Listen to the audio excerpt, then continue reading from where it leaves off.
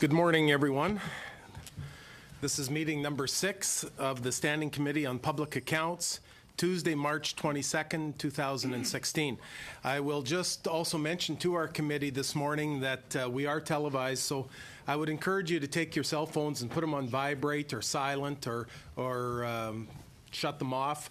It's just a courtesy to those who are speaking and to those who are presenting here today. Today we are, as you know, considering Chapter 5 of the Fall 2015 Auditor General Report from the Auditor General of Canada, Canadian Armed Forces Housing. Appearing before us today, we're pleased to have the Auditor General of Canada, Mr. Michael Ferguson, and from the Office of the Auditor General, Mr. Gordon Stock, Principal.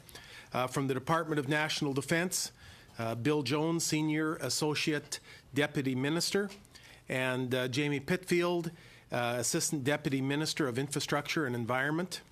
Also, Dominique Francoeur, Chief Executive Officer, Canadian Forces Housing Agency, and Major General Derek Joyce, Deputy Commander, Military Personnel Command. We have 2 opening statements this morning before we turn to questions from our committee, and I would invite the Auditor General, who has appeared here, typically always appears here as we do these studies, but if he would give us his presentation, please. Mr. Chair, thank you for this opportunity to discuss Chapter 5, Canadian Armed Forces Housing, from our 2015 Fall Report. Joining me today is Gordon Stock, the principal responsible for the audit. In our audit of Canadian Armed Forces Housing, we examined whether National Defence and its Canadian Forces Housing Agency had managed military housing in a manner that supported housing requirements, that was consistent with government regulations and policies, and was delivered in a cost-effective manner. Il faut savoir que les travaux d'audit ont... I should note that the work for this audit was largely completed in September 2015, and we have not updated our findings since then. We found that the department had not determined who among members of the Canadian Armed Forces should be receiving housing, what form this housing should take, and where it should be located. We also found that National Defence did not comply with key aspects of its military housing policy. This policy states that National Defence can provide housing only in locations where there is an operational requirement or where the private housing market cannot meet the needs of military members. We found that National Defence did not consider whether the private market could meet the housing needs of Canadian Armed Forces members in some locations, although it had market analyses that showed members' needs could be met in some urban locations like Halifax and Valcartier. Policy requires that rental rates for its housing units be in line with market rates to ensure occupants of military housing are treated equitably compared to members living in private market housing. National Defence policy also requires that affordability considerations should be implemented through compensation. This is consistent with government policy. We found that to set rental rates, the Department used appraisal values set by the Canada Mortgage and Housing Corporation until the corporation stopped providing this service in 2013.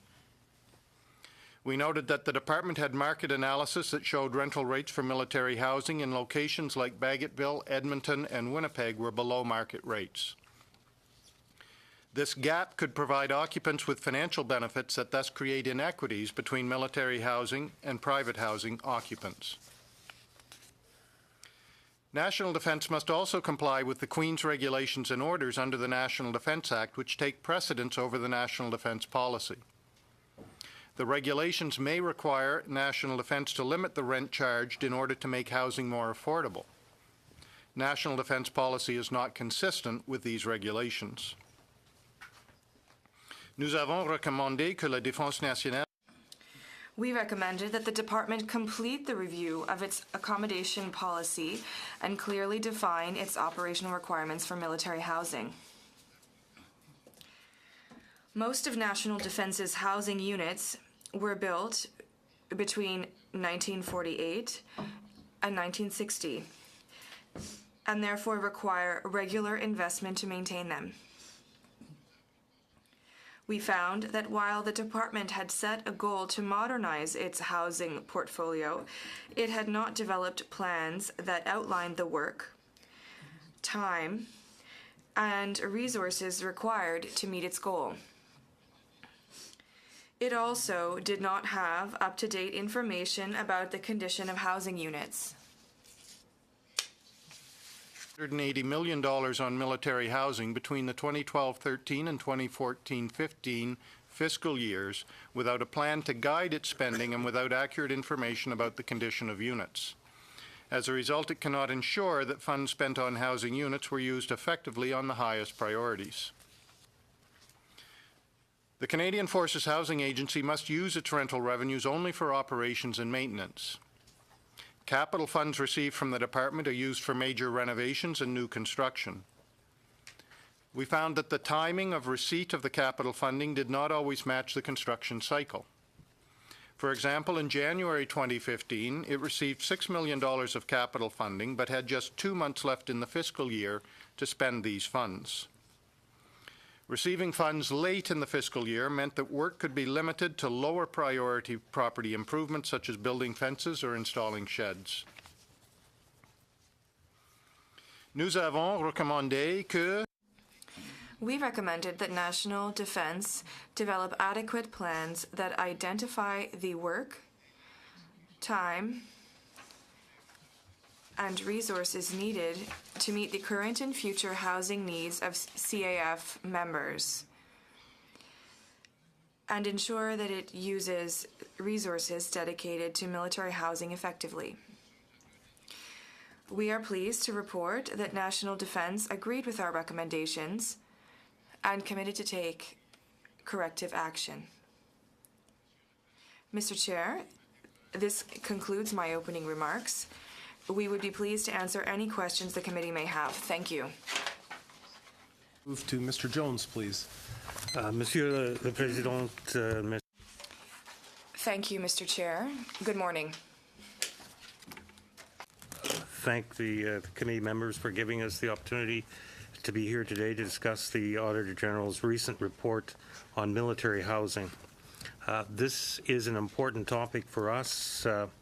It is about so much more than putting a roof over a soldier's head. It's about contributing to a better quality of life for the men and women who serve and defend our country, as well as their families. Before I address the Auditor General's specific findings, allow me to touch briefly on how we deliver this important program.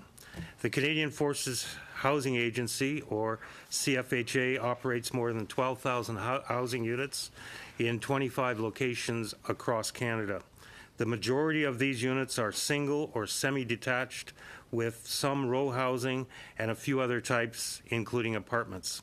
At any given time, approximately 15% of the Canadian Armed Forces members are living in military housing. This can rise to almost 35 to 40% in some areas, mostly from the more junior ranks of the military. The agency regularly assesses the conditions of housing units and receives direct requests from services from the occupants. So in that, Mr. Chair, we are like any other landlord, but the agency goes beyond that, providing peace of mind to deployed members and their families with regular repair and maintenance and 24-hour emergency service. We've invested more than $130 million this fiscal year alone in improvements, renovations, repairs, and maintenance. Mr. Chair, we strive to do our best that we can. We are always trying to do better. It is in this spirit that we welcome the Auditor General's examination of our housing program, as well as his suggestions on how we can deliver better results for our members. In that vein, I also want to thank the Auditor General and Mr. Stock for their very professional work. The Auditor General made 4 specific recommendations in his report. I'll address each of them and then tell you how we're working to improve. Recommendation 1, National Defense should complete the review of its military housing program, clearly define its operational requirements for military housing. This review is already underway. It began in September 2015 and will conclude in the winter later this year or the winter early in 2017. We expect to issue a revised policy by the fall of 2018. Operational requirements refer to the unique realities of military service, which aren't always reflected in the policy. That tries to treat all government employees the same way. Military members think about the same things we do when looking for a place to live, things like cost, style, and style refers to number of bedrooms and so forth, neighborhood, proximity to work or their spouse's work, and where they want their children to go to school. But unlike civilians, military members don't get to choose where they work. They are moved across the country based on military needs. Picture two corporals, one serving in a rural area like Wainwright and the other serving in an urban area such as Halifax. They're doing the same job, but the member in Halifax has many more options to choose from when renting or buying a home. We provide additional options to our members where and when they're needed. We want to ensure our members are treated fairly and have sufficient access to adequate housing wherever they serve. But as the Auditor General noted, we need to illustrate these requirements more clearly in our policy, and, Mr. Chair, we will. Recommendation 2, once the policy review is completed, D&D should develop adequate plans that identify the work, time, and resources needed to do these, to meet these. Once the new policy is completed, we will put in place a long-term plan that will identify the work, time, resources needed to keep our housing portfolio in good condition. Recommendation 3, the CFHA should regularly capture and update its condition assessment information to ensure it is accurate and available to inform management decisions. The agency updated the system that holds this information in November 2015. This new system provides the agency with faster access to relevant information, which supports better planning and decision-making. Recommendation number 4, National Defense should ensure that it uses resources dedicated to military housing effectively. In particular, it should clarify operating costs and track the cost it expects to be covered by rental revenues, and allocate capital funds in a timely manner so that it can plan and use these resources adequately. On the first point, the department is tracking costs as recommended by the Auditor General. On the second point, we'll be providing the agency with confirmed capital funding at the beginning of each fiscal year, which will allow them to plan ahead. In conclusion, Mr. Chair, it's my expectation that these measures will fully address the issues identified by the Auditor General in his report. We can do better, and we will. Thank you, Mr. Chair, and now we would be happy to take any questions from the committee. Thank you very much. We'll move into our first round of questioning, and that goes to Ms. Mendez. You have 7 minutes. Merci beaucoup, Monsieur le Président. Thank you very much, Mr. Chair. Thank you for attending today to all of our witnesses. We are concerned by the report by Mr. Ferguson because obviously it affects our troops, regardless of where they are. I have a question that's jumping out at me. In Mr. Ferguson's report, it was said in paragraph 5.2.1 that the policy on military housing has been under review since 2009, and now you're referring to a review that's been underway since September 2015. First of all, why is there this disparity in the dates, and why was the review why will the review only be finished in the fall of 2018?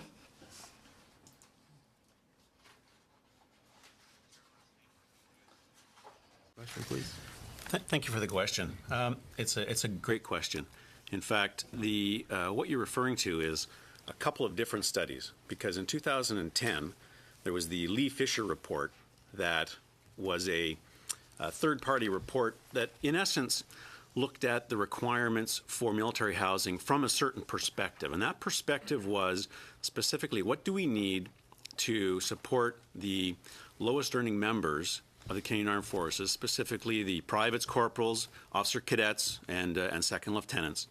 And the assessment that was done looked at that demographic and then spread that across Canada, across all the wings and bases. And the figure that was determined would be appropriate was around 5,000, just over 5,000 units. When that figure was presented to the commanders of the Army, Navy, and Air Force, they reflected upon it and determined that that did not meet the operational requirements, which was not one of the underlying foundations of that initial study. So the approach that we're taking right now within with the study that commenced last fall, we are looking at a number of different factors. And first off, we're taking a scientific approach. We've got our defense scientists working on this based on a number of agreed upon principles, so a foundation that's been agreed upon by the Army, Navy, and Air Force on how to move forward with this. That includes key foundational principles such as operational readiness, succession planning, obligations to our foreign military that are actually working in Canada, and support to our ill and injured members who do require military housing. So it's going to take some time to do this effectively and to do this with an evidence-based approach, and that's why it's taken this period of time. Jones. Chair, if I could just add to that, in addition to General Joyce's comments, the Department of National Defense, the Minister of National Defense, will soon be launching a consultation for a policy review for defense and so forth. So included in that policy review will be perhaps implications for military housing, and therefore we want to make sure that those implications are included as well. So in addition to the requirements, the evidence-based approach, we also have to take account that there is this policy review taking place over the course of 2016. Mr. Lefebvre. Just want to further to Mrs. Mendez's question. So we talked about 2010, there was a report came out. We are 2016, and now after the Auditor General's report in 2015, we said, well, we got to look at this. So there's a gap of 5 years. I'm not sure if I understood properly what happened within those 5 years and as you guys were coming up with your plan. Because obviously you guys determined that there was an issue, right, and you started to look into it, but where is the tangible results within those 5 years? Why? What is that gap for? So the Army, Navy, and Air Force, as they looked at the figures of the Lee Taylor report, or Lee Fisher report, as I mentioned, determined that was not satisfactory. So we came out within the department. We came out with an agreed-upon figure of just over 12,000 units. So and there is a gap there. And to be quite frank with you, the gap was essentially caused by a couple of things. The policy is held within the Director General of Morale and Welfare Services, and specifically the Director of Military Family Services. So that is the organization that develops the policy. That organization, during this period, was dealing with some fairly significant issues relating to support to our military family members, particularly on the tail end of Afghanistan. There was a lot of work by that organization to improve the services for our families, our military families, in the wake of the end of the Afghanistan war. And so that's where a lot of the focus was put by that organization. And, to be quite frank, there were sufficient military housing units across the country for the most part on most bases. So the urgency wasn't necessarily there. So the focus of that organization was put towards the policies and programs of supporting our families and members transitioning as well. So I understand properly. given the fact that the resources were tapped with respect to focusing on families during that period of time, support for housing was not a priority or less prioritized than support. Would you agree with me then that, given the fact that there's no plan, if there would have been a strategic plan put in place, and knowing that certain resources were allocated to obviously families that had certain needs, if there would have been a proper plan in place in the first place for housing, that the military would have been able to follow the plan and support during those 5 years, we wouldn't be still talking about it in 2016. You're absolutely correct, and the Lee Fisher report was intended to do that. Unfortunately, the end result of that study was not deemed to be acceptable for operational support reasons for our members. Your time is up, but you'll get you on the next round. We'll now move over to the opposition, to Monsieur Gaudin. Vous avez 7 minutes. Merci, Monsieur le Président. Mr. Gaudin, you have 7 minutes. Thank you, Mr. Chair. Thank you for joining us this morning. We are here to pose questions to institutions about the health of their finances. After studying the report, I have some questions, and I would like to be reassured. We're talking about housing. In your report, you say that you have 12,000 housing units in 25 locations. If I go to 5.27 in 2010, a consulting firm recommended that for the efficiency of your needs, they recommended 5,800 units. In 5.29, you said, in 5.28, you said that high-ranking members were not in agreement with the recommendations of the report, and they said we need 11,800. The Auditor General said we saw that there was no specific method to arrive at that number. Can you please just shed some light on this to explain what was the process that was followed, and what are the real needs, the real housing needs of the Canadian Armed Forces?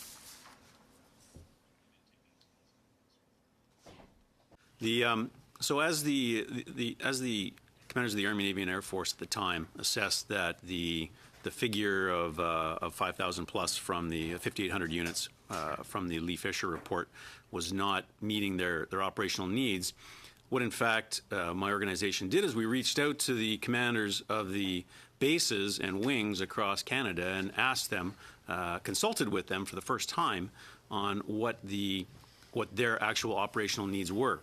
And that's how the figure was developed, through a bottom-up assessment of their local needs for the base and wing commanders for their operational requirements. Vous avez dit tout à l'heure. You said earlier that you are a renter. We need to know our needs. We need, or rather, a landlord. You need to listen to what is being said, and from what I've read in the report, you don't seem to be in control of the situation. In a private company, we must know the products we have available and manage them well to maximize our profitability.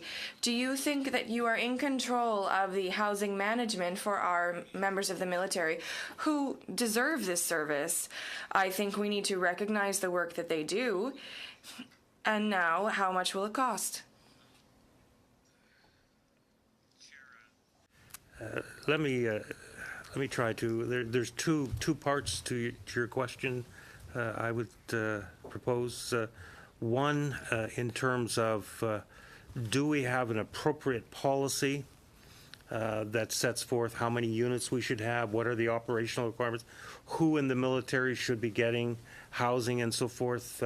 That exercise is underway. So from that perspective, sir, Chair, we need to do a better job and define that policy, which will provide that roadmap that I suggest the minister is thinking about, or the member is thinking about.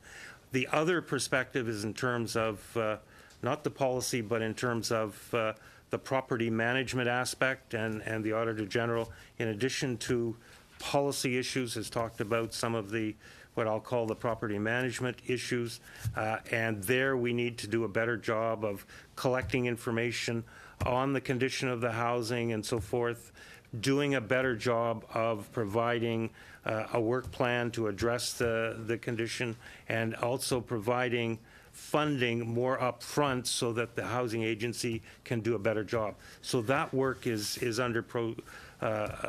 underway as well. So I would suggest that from the policy point of view, we have to do a better job. From the property management point of view, we are making strides and doing a much better job. Merci. Thank you. In the Auditor General's report on property management, it was noted that National Defense didn't have a sufficient plan, and you said you were working on it. Are you in agreement with this statement that with sufficient planning, the agency would better be able to meet the current needs and future needs as well? I think from my perspective, the short answer is yes, work is underway to improve things, but Chair, with your permission, I'll ask the head of the agency to provide a few brief comments. Merci, Monsieur Jones. Monsieur le Thank you, Mr. Jones. Mr. Chair, I can reassure you that we have plans underway at the agency. We recognize what the Auditor General suggested to us to improve the way we do things and to ensure that our plan, with a detailed plan, and with the necessary resources, we will meet the future needs of the agency. I can reassure you, for example, that the current needs are being met. We have invested a great deal of money over the last 4 or 5 years on the entire portfolio, and when they say that we don't have sufficient planning, it's more to meet future needs. And that aspect will be met as soon as we have the operational needs defined. Our plan will be adjusted accordingly.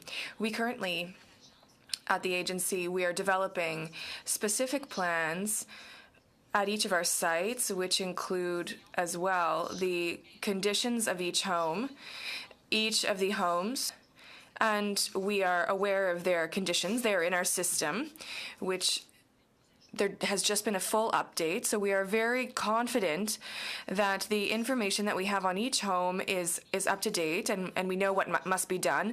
And this plan will be adjusted accordingly to meet new operational needs. We'll now move to Mr. Christopherson, please, for 7 minutes. Very good. Thank you very much, Chair, and thank you all for attending today. We appreciate it very much. I have to say, when this first came out, my first thought was the poor previous government, they couldn't buy helicopters and they couldn't buy jets, and it turns out they can't even buy houses. I was very distressed to see that after so many years, decades into centuries of having a Canadian Armed Forces, something as basic as where our soldiers live is not a highly tuned, accurate, pretty ongoing, should be run-of-the-mill procedure and policy and a top priority. And yet one doesn't get that sense looking at all of this, I've got to tell you. It's very disappointing. I suspect that there's a lot more attention paid to maintaining tanks and equipment than there seems to be around providing proper and adequate housing for our service personnel. When I look at the Auditor General's quotes, this is not small stuff. This is pretty damning. The Auditor General said in his report, overall, we found that the Department of National Defense and the Canadian Armed Forces did not comply with key aspects of its military housing policy.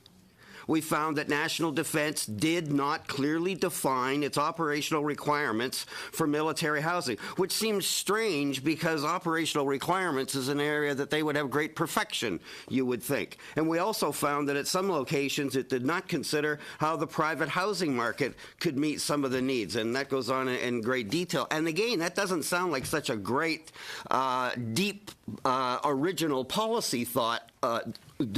What's already out there and might be available. This is pretty common sense stuff.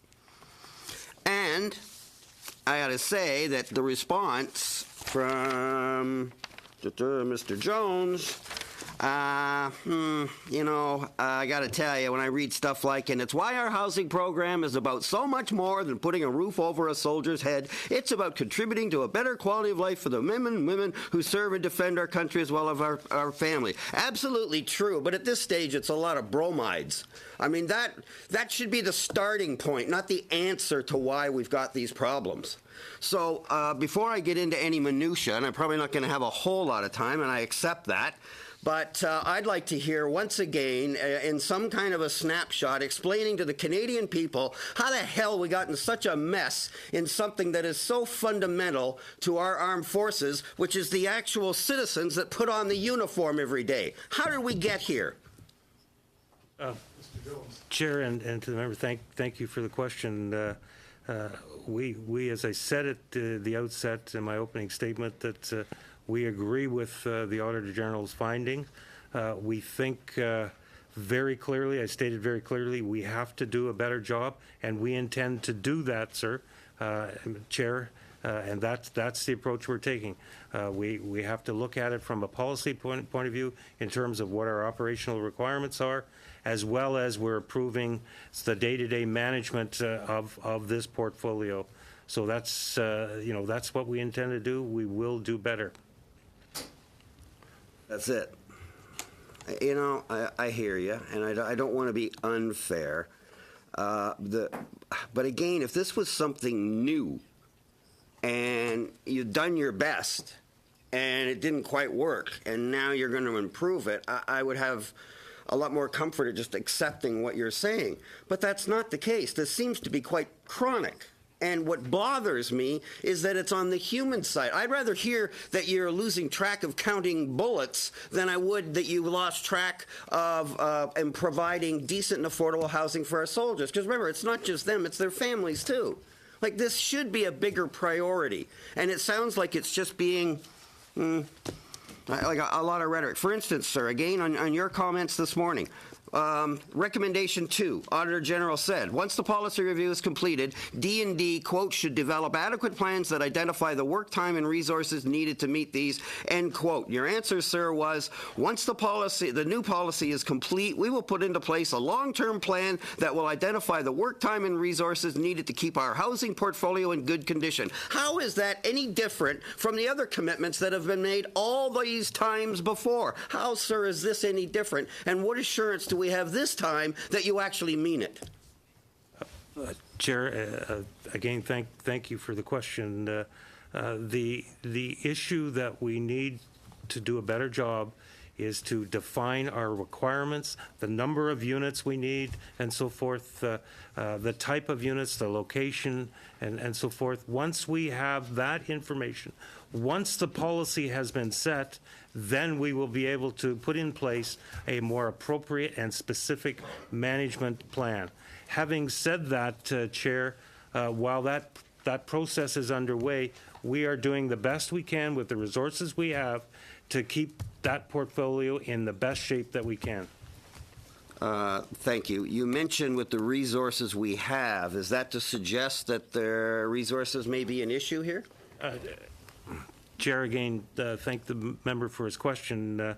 As we indicated, I think I indicated, we've spent $130 million in this fiscal year alone to maintain the military housing portfolio.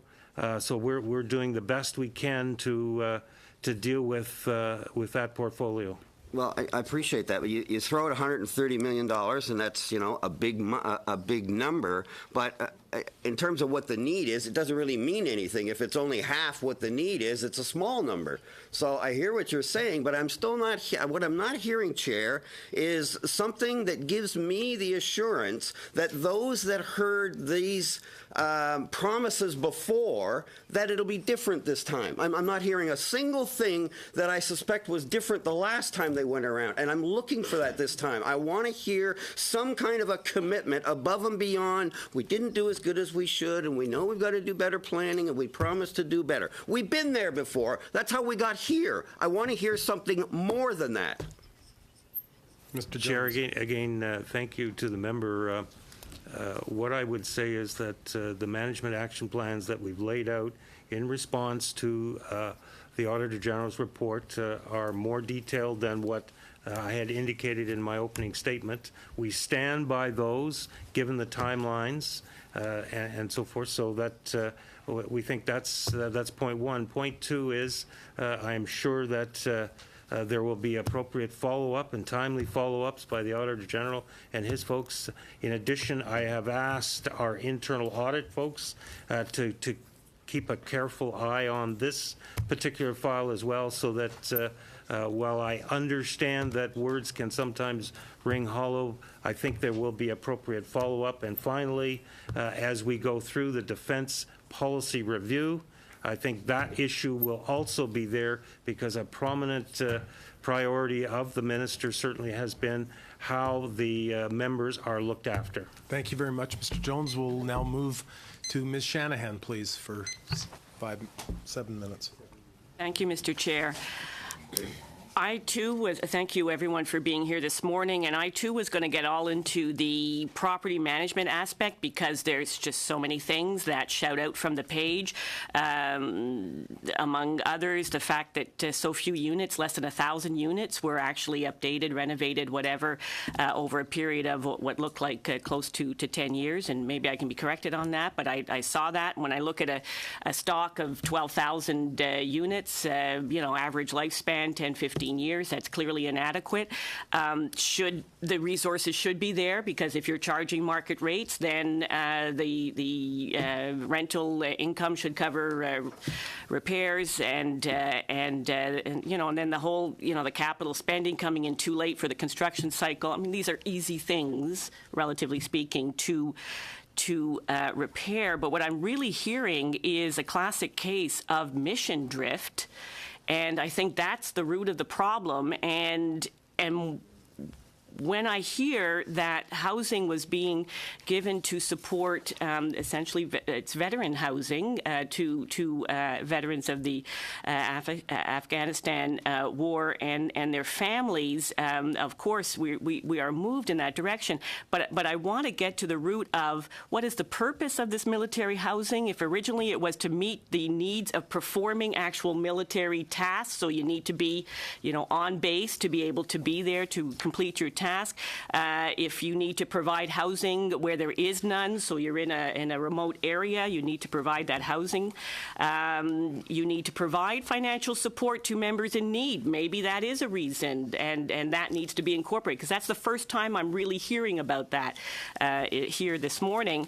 But if it's to provide a benefit to military members who just happen to be at the right place at the right time, and we're talking about an actual taxable benefit, and I'd like to hear from the Auditor General if there's a risk that members are going to be reassessed on below market rental rates for X number of years. I've seen that happen in other corporate housing situations. Then we really got ourselves here into a mess. So I would like to have some comments on this. Has that really been addressed? Because the purpose of the agency of providing the housing is not to make money, but it's not to lose money, and it is to provide this effective housing. So what's it going to be? Chair, and through you to the member, thank you for the question. There are a number of issues in the question. I think very briefly, one, in order to answer many of those questions, we need to get that clear policy statement, which will define our operational requirements and the needs from a military perspective, and that's what we're working on, and that will hopefully answer many of the members' questions, but unfortunately we're not there yet. In terms of compensation versus subsidized housing, government policy, as the Auditor General has noted, is clear, is that members should not be subsidized in their housing allowances or with below market rates. They should be, if there are issues in terms of dealing with that, it should be through their compensation package, which I believe is similar to what other public servants have. So that's basically at a very high level the policy and so forth. In terms of some of the property management issues, maybe Ms. Chair, with your permission, Ms. Francoeur could answer briefly. Thank you, Mr. Chair. You had a question about the resources. Your first comment. Yes, indeed, the agency collects the rent, okay, and we are self-sufficient, okay, in all the operations of the agency, okay, across the 25 locations. Including the life cycle, what we call the life cycle, minor repairs, and so on, okay? Where the department funds us or help us is for the recapitalization of the portfolio, capital investment. That's where the department, because as it was noted before, the portfolio is very old, okay, and it needs more than just life cycle. We have invested a lot of money in the last 5 years. The department was able to provide us with a lot of capital funding to a point where we have the condition of the houses have increased significantly, okay? If I'm wrong, but you must have some valuable real estate. Can you buy and sell real estate? No, I don't at this point. Okay, this is in terms of the future, though. Like when we say that we will develop a plan, like let me also put into perspective when the agency was created, okay, in '96. The idea was to manage the portfolio on a national basis. Before it was each base and each wing manage the portfolio. Okay, so now by creating the agency, it is being managed nationally. Okay, and we reduced when we got the portfolio. We had 22,000 units. We are now down to 12,000 units. Okay, we are another good perspective for the committee, if I may, is the fact that we serve 15% of the population, the military population. The rest of the people, the rest of the members, they live in the economy. So they find housing in the economy. So that was our efforts, the rationalization plan that we developed. It was our efforts to make sure that we would go down to right-sizing the portfolio, okay? And those efforts, they are continuing.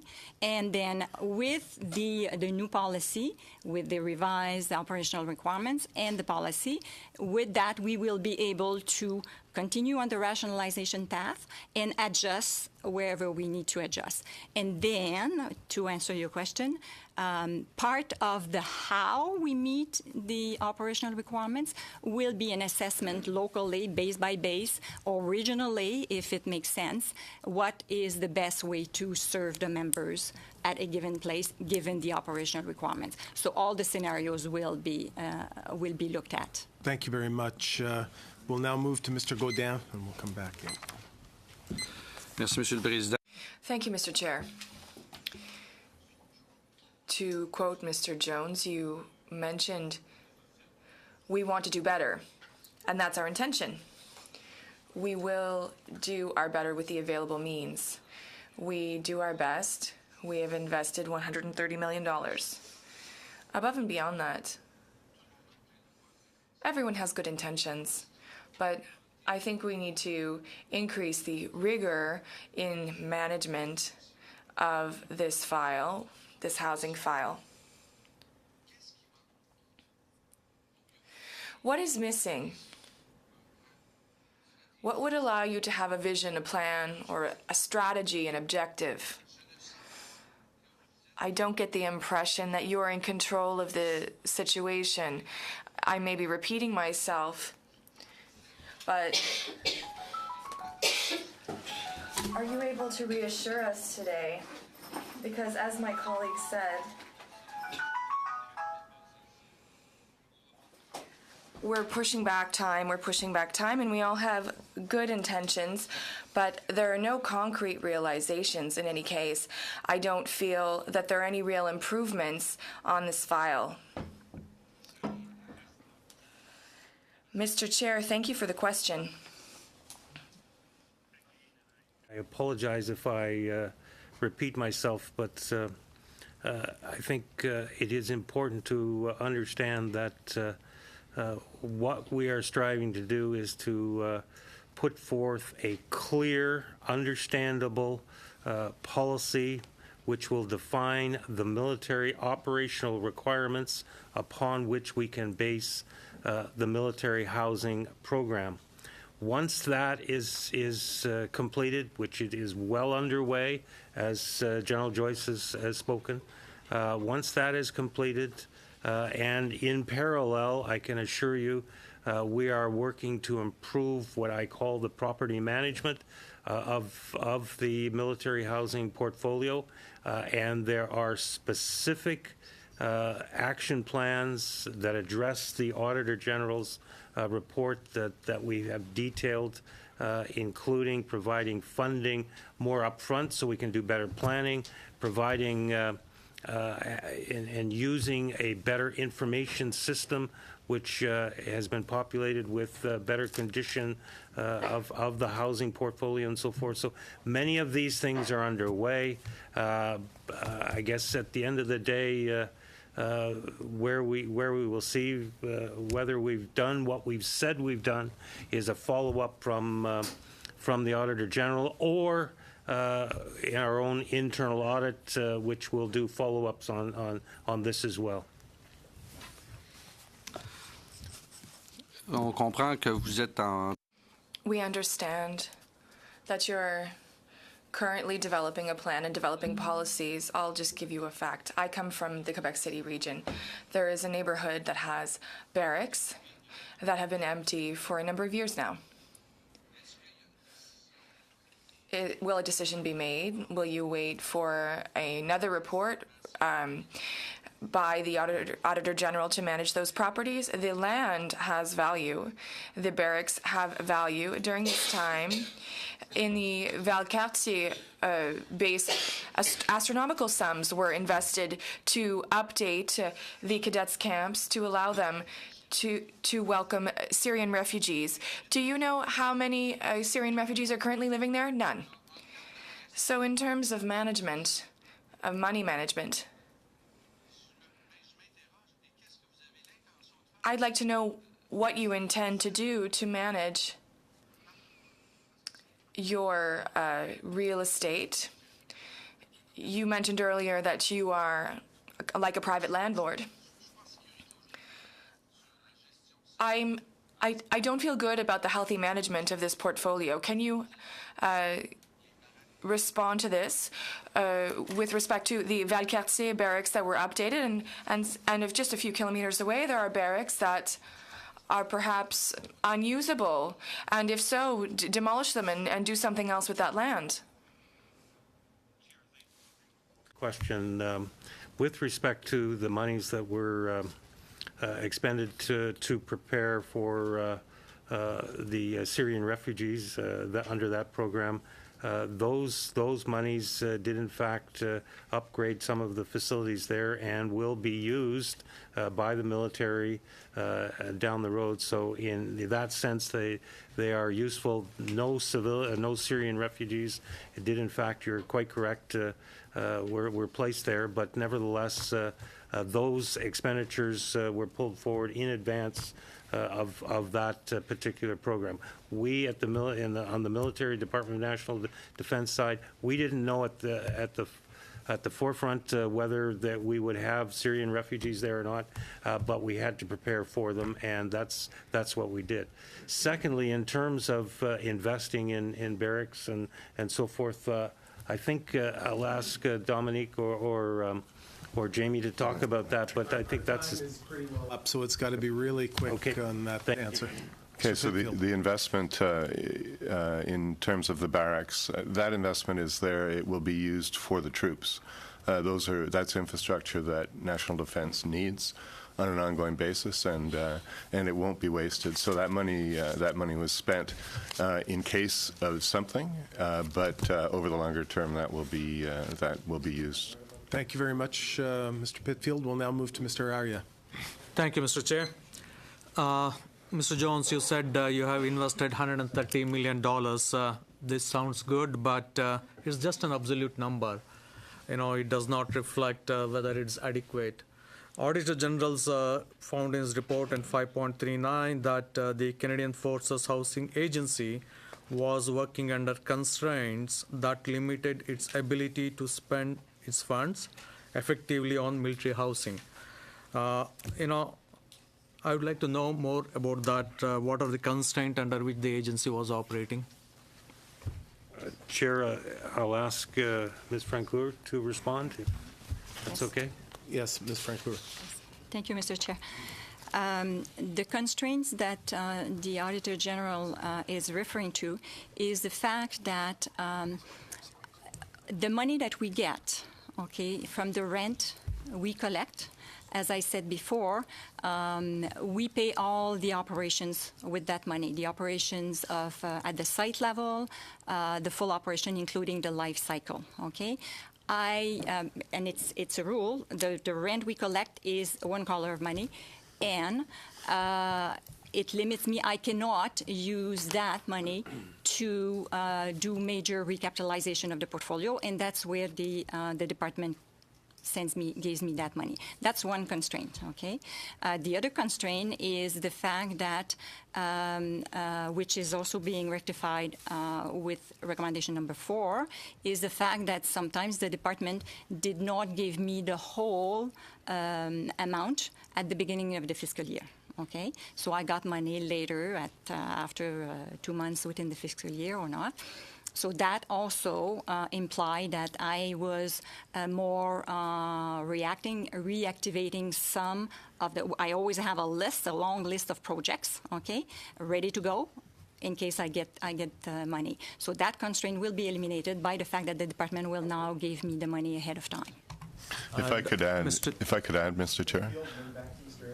In business planning this year, National Defense approved a budget ongoing for the agency of $25 million next year in Vote 5, which is capital funds, $45 the second year, and $45 the third year. So the Auditor General's request that the department consider a more stable form of funding has been put in place. And Mr. Chair, Audit General also found that the agency proposed to undertake work estimated at $1.95 billion to modernize the portfolio. However, according to Auditor General, the agency officials told him that the National Defense did not support this large investment because of competing priorities, and therefore funding and the proposed plan were not approved. I would like to hear the comments on that. If I could answer that as well. There are many priorities at National Defense, many on the military side and then many in terms of supporting the military. These are big numbers. The $1.9 or $1.8 billion is the value of the portfolio. If we were to recapitalize everything, that's what the cost would be. That's not affordable at this point. So the approach that National Defense has taken is that we are stepping up what we invest from a capital point of view, and we've actually moved the condition of the portfolio. We've improved it by 3% over the last several years. So that trend will continue given the capital monies that are programmed. Sorry, you mentioned that many of the housing units were built between 1948 and 1960, and you said that you have improved the conditions by 3%. That's what you mentioned? Yes. And don't you feel that it is adequate? Well, go ahead. Yeah, Mr. Chair. we have improved. We have a way to assess the conditions of every single asset. It is based on industry standards, okay, the way that we look at housing. And it's on a range of from 1 to 5. Right now, the whole 87% of the portfolio, okay, is considered, of the 12,000 units, is considered in the average and above. Average, new, like new, okay? And that's an increase of 3%. It's a direct result of the last 5 years investment that we put in the portfolio. But the average is still not good. So there must be many of them below average too. No, sorry, average is good. Average means that the component of the houses are working in a satisfactory manner. So average is good. It could be like the roof may need a life cycle update, but it is still performing. The rest, the 13%, okay, are houses that are targeted for disposal or that are due, they may be vacant because they are due for major repairs. Thank you. I'm just going to take a prerogative. I'll jump in here, Mr. Godin, for one moment. I'm wondering if someone from the department can explain, or at least, I guess maybe just explain part of our Auditor General's speech today where he talked about receiving the $6 million late in the fiscal year.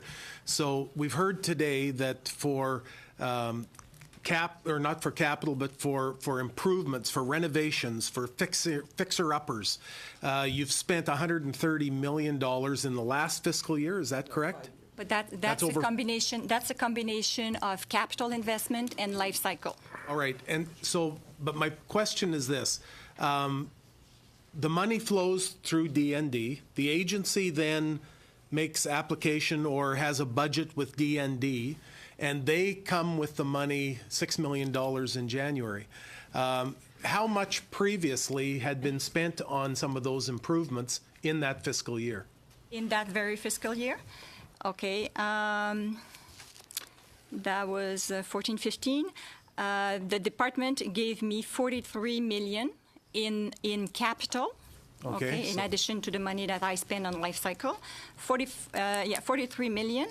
And it was the last $6 million was in January. So I just want to get a bit clearer picture of this.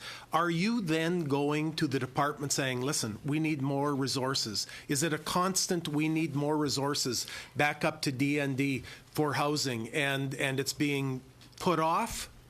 I can tell you that at the beginning of the year, okay, I knew I was going to receive, and I received it at the beginning of April. I received $18.5 million that year, okay? And then I received another $18.5 later in June, and then the $6 million in January. So that's based on... Did you know the $6 million was coming in January previous to that? I suspected that it would come. So were there small projects in that $6 million that you could use for that then? Definitely. I said before, and I'll repeat. I'll make it clearer. We have at the beginning, like in the fall of the previous, the upcoming fiscal year, we developed a full plan on what potentially, with the money that we know we would be receiving, the one that we're sure to receive, as of the 1st of April, we develop a plan based on the condition of the assets and based on the priority system, where we always have, we draw a line and we always have some projects that, if the money comes, that I would be able to affect, to do. And so that's why we are able sometimes to do projects that might not have been the first priorities that we have, but that nevertheless very important. Right. Is there ever a time where you lapse money? Not anymore. I would say that prior to 2009, sometimes the agency, as it matured, got a lot better at planning and at knowing what investment was required for each of the assets, okay? But prior to developing the appropriate plan, after the full creation of the agency, okay, we develop a rationalization plan, a life cycle, asset management plan, and so on. So after that, we were able to make sure that all the rent revenue was spent on the housing, like improving the condition of the asset. And after that also, as we got better at planning and spending the money, we didn't lapse anymore. And then also the department was able to fund us with capital investment. So are you happy with that process of different allocations throughout the year as you need them? I will be a lot more happier now that I know ahead of time what I'm going to get, because I will be able to get, for instance, better planning, economies of scale, knowing exactly what is my funding at the beginning of the year. The contracts will reflect the fact that this is the money that I'm going to spend at such and such site. So I'll be and as it is now, the department has agreed to doing that. So it will be a lot better for us. Thank you. We'll now move back to Ms. Zahid. Thank you, Chair. Paragraph 5.51 of the AG's report reports that a software problems contributed to a lack of ready information on the conditions of the housing stock. And in 5.54, it is stated that the system has been transitioned to a new platform. Was this project run internally or externally? Internally, Were the shared services involved? No. So we have an enterprise resource system, okay, and this is our system of records. We've had it since the beginning of the agency, and that system required a major upgrade, as it is normally the case. So on that, for the upgrade, of course, we dealt with the private sector, and so we did the upgrade using internal resources as well. So that happened in the fall of 2014.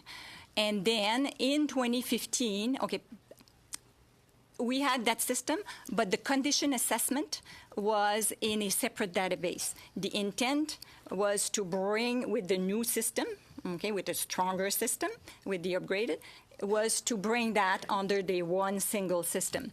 So in 2015 of this fall, we brought the condition assessment by implementing in the new system what we call the condition module of that new system. So now we have all the information under the one single system. So this was done in accordance with our plan, was completed in November 2015, and we are now, well, we're done. We've now made sure that all the employees at the site level as well as head office, they've all been trained to use effectively. Will you be going on to the shared services? No. To what extent is on-base barracks housing available to single members to reduce pressure on the housing stock for the families and couples? I serve, it depends at which site, okay, depending on the demographics of the population. Our policy says that we allocate houses based on a first-come, first-served, okay, including single members. So we serve single members as well. Given, well, we're not going to allocate them a big house, obviously, but so the system is that we serve the members who are coming, knocking at our door for a house, and so depending on the location, we may serve a good portion of the single members through allocating them the smaller houses. It seems like the funding mechanism for the Canadian Forces Housing Agency, both in terms of the constraints on its use of the rental revenues and its allocation of the capital funds from the Department of National Defense, are constraining the agency's ability to modernize the housing portfolio. I know you have outlined some changes you are undertaking within your framework. Do you feel this is sufficient to provide the needed flexibility? It will greatly help, yes. Yes. Or do you think that there is any, or should legislative or budget changes be considered to give you more Flexibility? Yeah. Well, I think that like the agency operates within the department. Okay, so I follow all the same regulations, the same procurement rules, and the Financial Administration Act, and Treasury Board policy when they apply, and so on. So operating within that, the agency, within the department, and that's fine, okay?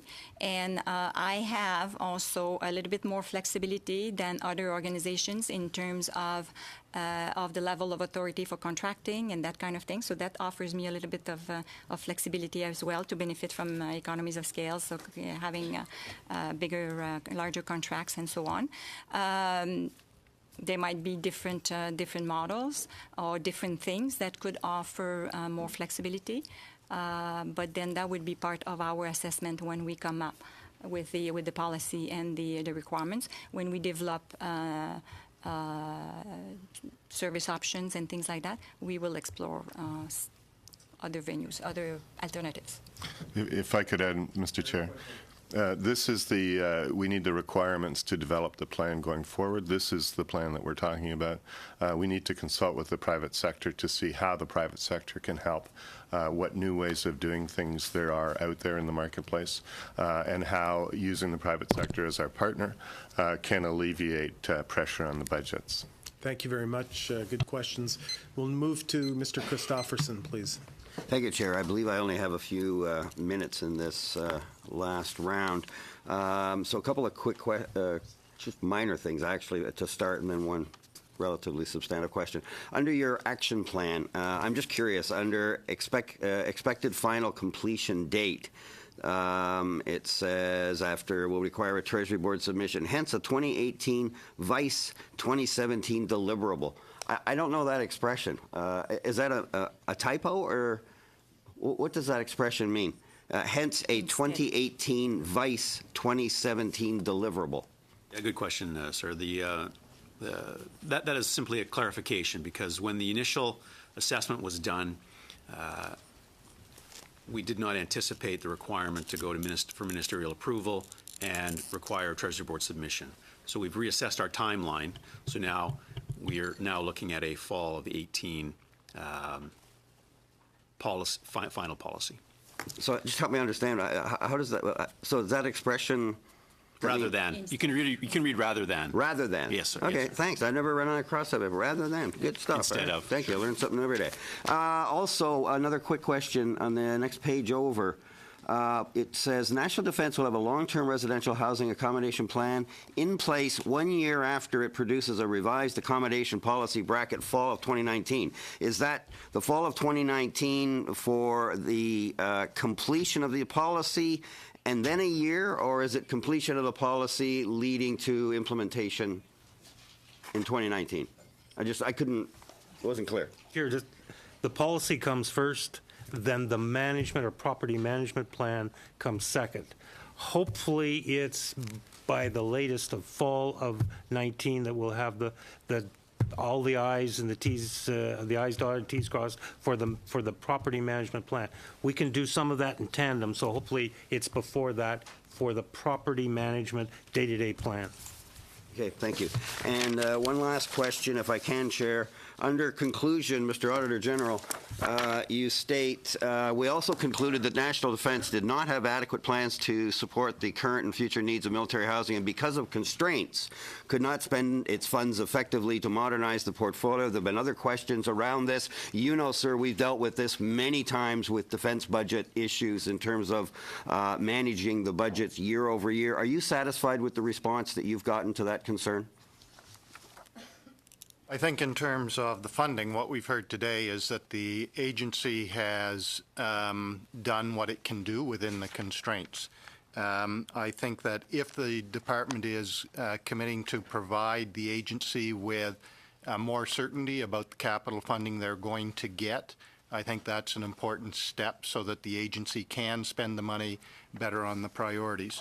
One thing that was mentioned a couple of times was, though, this idea of trying to put together sort of that overall long-term plan. It was mentioned, we mentioned in the report that the agency had come forward with a 25-year plan that would cost $1.9 billion to, bring the whole portfolio up to a certain level.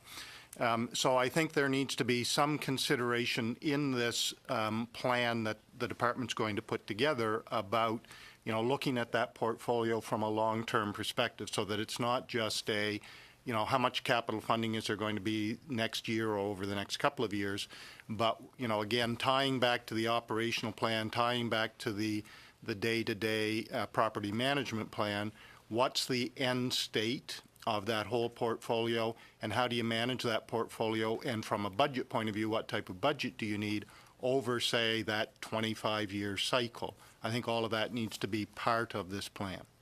Very good. Thank you, sir. Thank you, Chair. Thank you.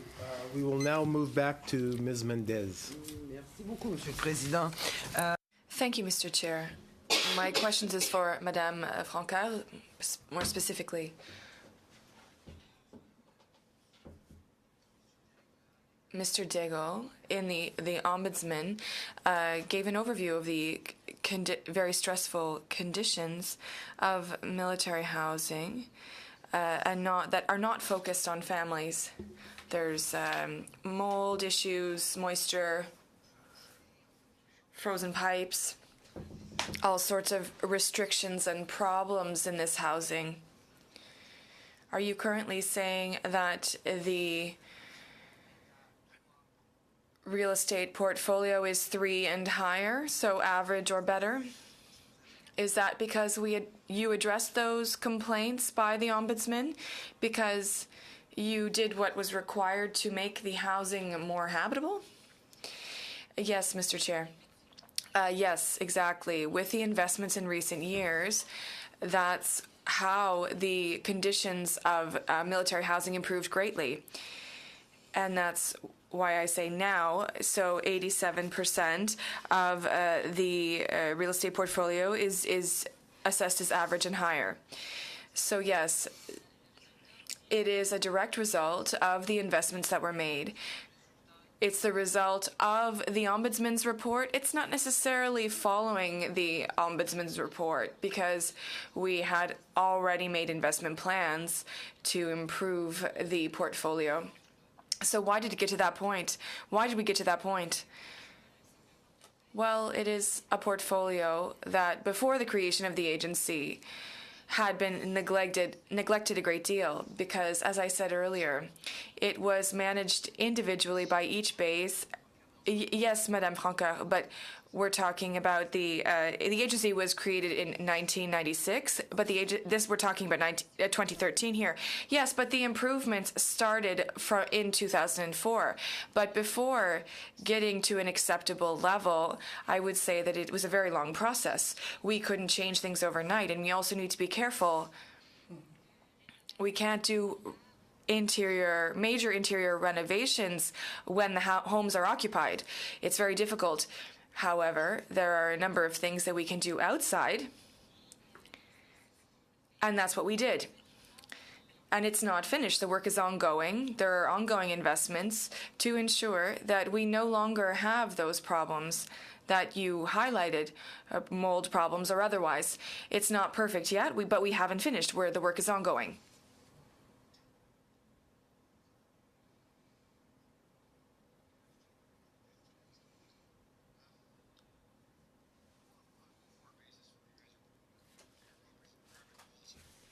On right now, correct? So within the next, by the 2017, we should be getting a report from you of the plan. Can you give us the pillars? You said it's well underway, things are coming along well.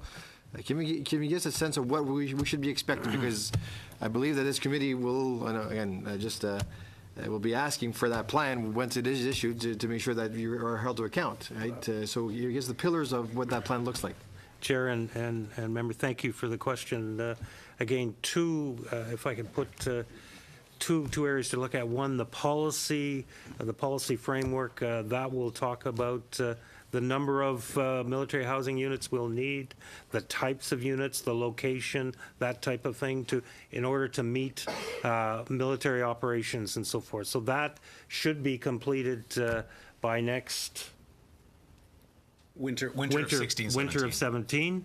And then secondly, as we get that, so the requirements for the program, the property management plan, if I call it that way, that should be completed within a year following that. But hopefully, we'll be able to do some of the property management stuff in tandem with the policy review. So just maybe explain to me how we have Madame Francard telling us that the inventory, you guys have a good control on inventory, you know what you have, you know the state of houses going down the road, your roofing and the internal plumbing, everything's in control, but you're telling me that now you're also coming up with another plan. I'm not sure if I am understanding correctly. No, again, it's the policy. So we need from the military requirements, how many houses do they need? What types of, what location? On a go-forward basis. On a go-forward basis. Okay, so we know what we have that is now. being put together. So we know what we have now. We have complete control. And again, and I'll turn to the Auditor General for that. Right. Are you guys, in your report, you say that you touched upon it very quickly about inventory as to where the inventory controls. And so maybe Mr. Stock, Mr. Ferguson wants to talk about the inventory controls are adequate. You guys would agree with that? Well, at the point in time that we did the audit, we mentioned in paragraph 51 essentially that that we could not get access to the information in the system about the condition of the housing units. Now, we've been told that since we did that work, that system and that information has been updated and they have captured that type of information. So again, that's not something we've audited at the time that we did the audit. We weren't able to get access to sufficient information. So again, if the agency has now got in place a system that will keep track of the condition of the units, okay, that's a good thing. One thing I think, though, that I would like to mention is we've seen many times, and you know, this isn't a criticism per se of the agency or the department, but this is something that we've seen in a lot of audits, many times where new systems are put in place and we come along later and we do an audit and we find that the data that's put in those systems isn't very good.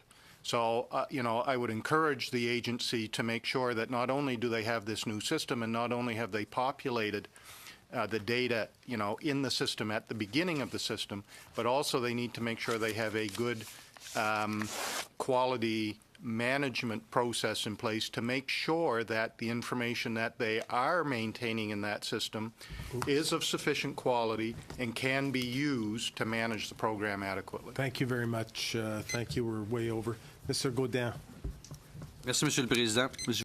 Thank you, Mr. Chair. I'd like to come back to what was stated by the witnesses earlier when you spoke about the barracks at the Valcartier base that were updated for the Syrian refugees. You told me that that's okay. The members of the military will benefit from these updates. Is that a good way of managing public funds? We said, well, we made this expense. It doesn't meet its objective because the Syrians are not coming, but we'll say, well, that's okay because the money spent will improve the barracks and that will allow members of the military to have better infrastructure. My read of the situation is that we spent money. Maybe it wasn't judicious, maybe it was, but it doesn't reach its objective, but we'll say, well, it's no big deal. The members of the military will benefit from it. Is that a healthy management of public funds? Thank you for the question. As indicated before, previously,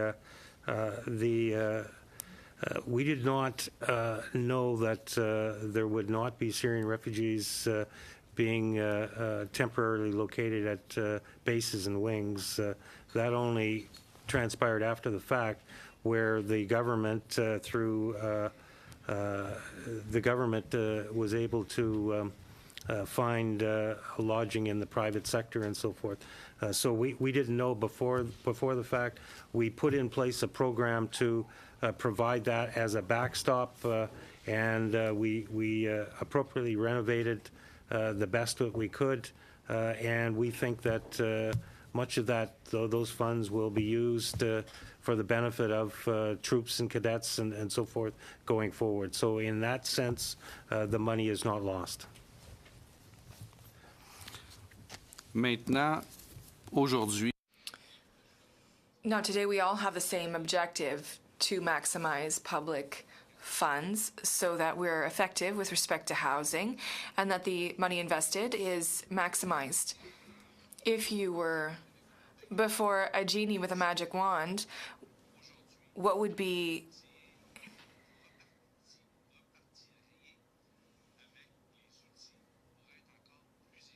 what would you do to make yourselves more efficient tomorrow morning? Question.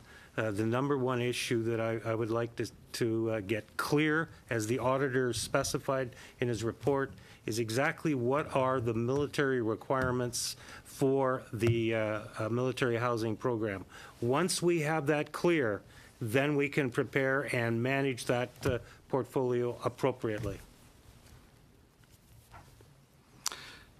mais ça fait plusieurs années qu'on But we have been housing members of the military for many years. Why today would we decide to have a registry on housing? There have been members of the military in Canada for how many years now? So why are we waiting? Why did you wait for a report from the Auditor General to react and to create a plan to ensure that we would be more efficient? I think that you have the responsibility daily to maximize your functions.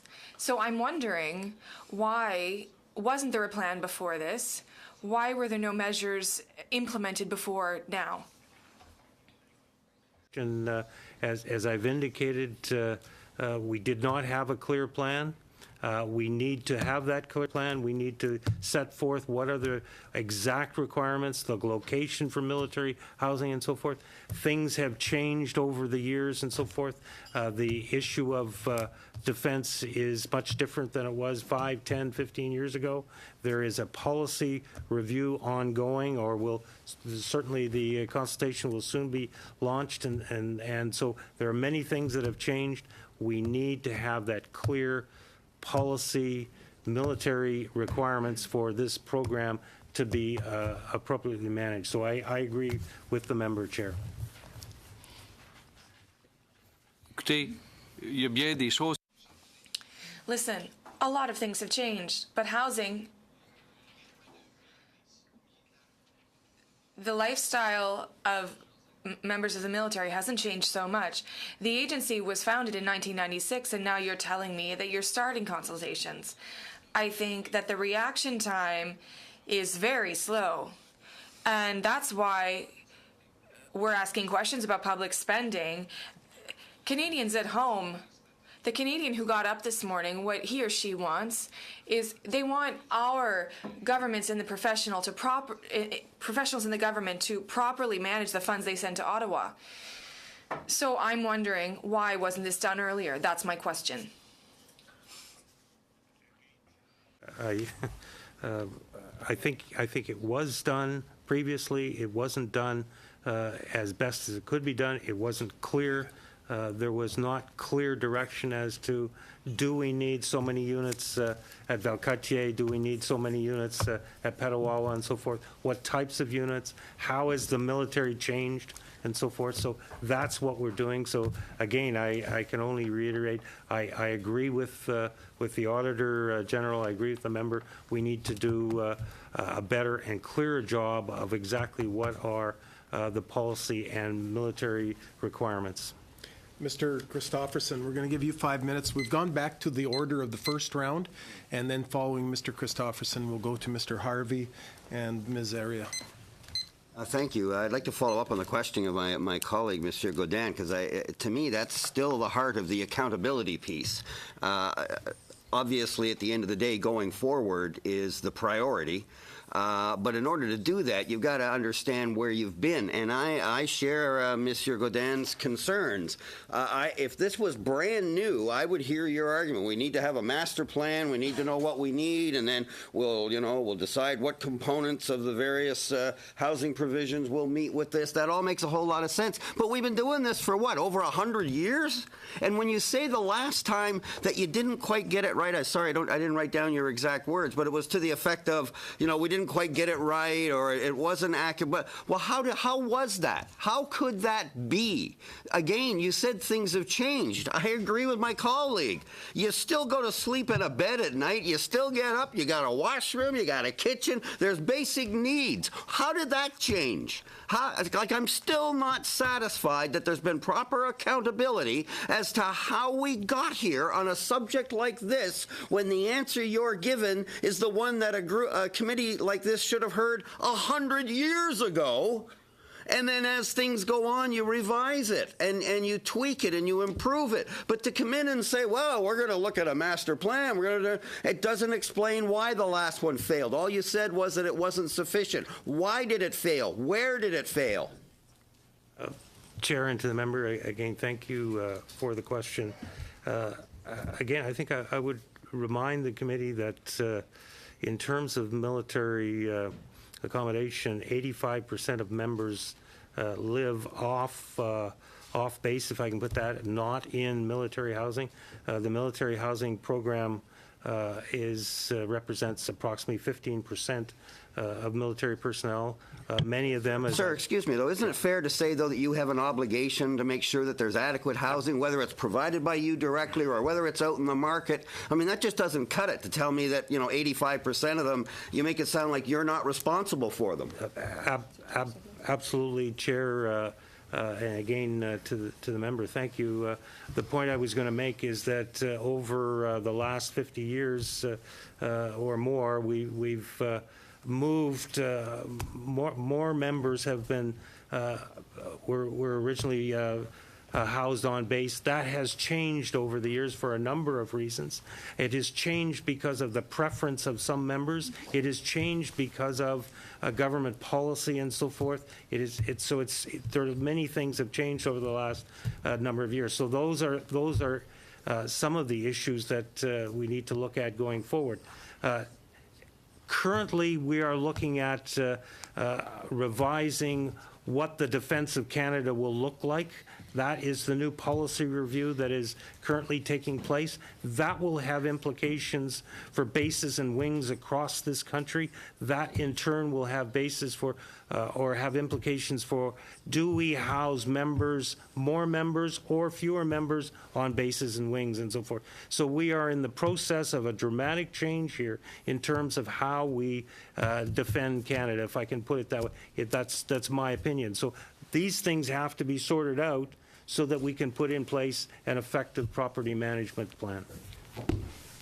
Fair enough. Fair enough. I asked you for change, and I understand that, so we're getting somewhere. I don't have a lot of time. Let me just ask you, do you have any record, do you have a number that reflects any personnel and or their families that are in crisis, meaning that they're in inadequate housing right now, it's recognized they need to be moved? Do we have anything acute like that? Not that I'm aware of. I'm not aware of that statistic and so forth. All right. Well, now that this has been public, if there are cases, you're going to hear about them now, and I hope we would too. And the last thing.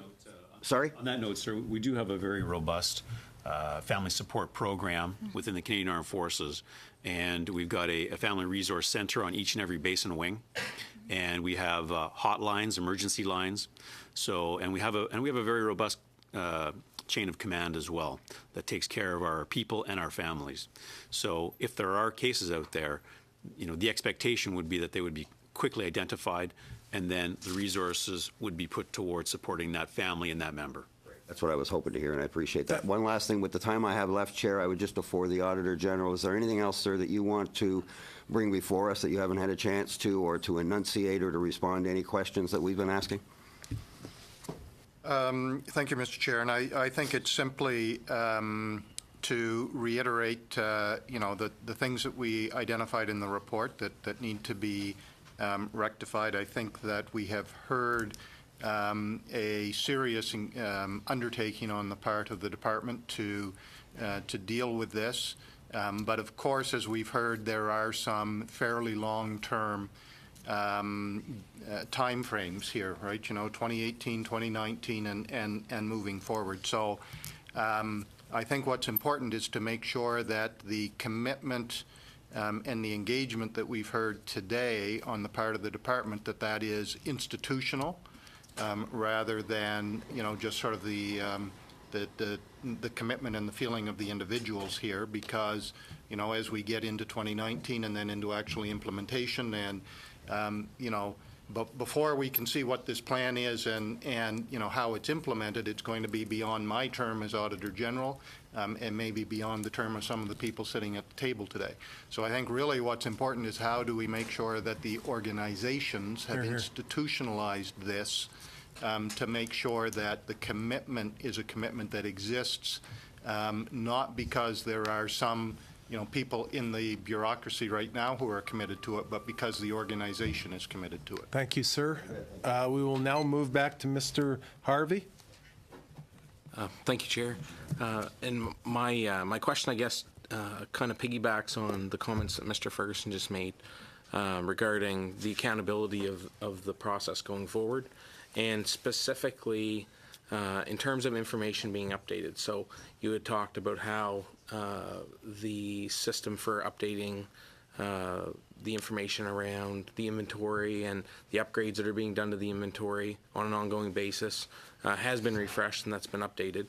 But as Mr. Ferguson said, a lot of times every pillar within government moves at such a pace, and audits do, that it's hard to get that continuance because people are always changing by the time things come around again.